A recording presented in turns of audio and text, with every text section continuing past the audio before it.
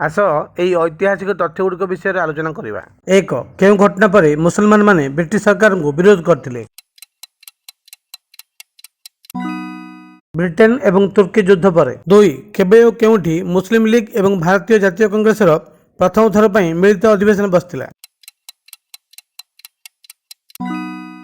1916 ख्रीष्टाब्द लखनऊ ठारे। 3, लखनऊर भारतीय जातीय कांग्रेस एवं मुस्लिम लीग मिलित बैठक में कौन स्थिरीकृत होता?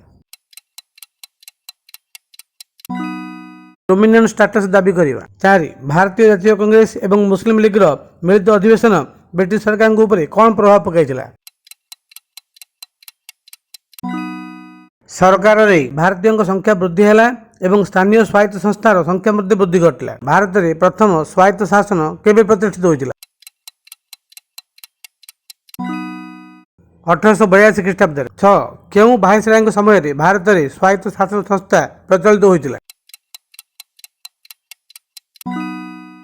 Lord Ripon. धन्यवाद।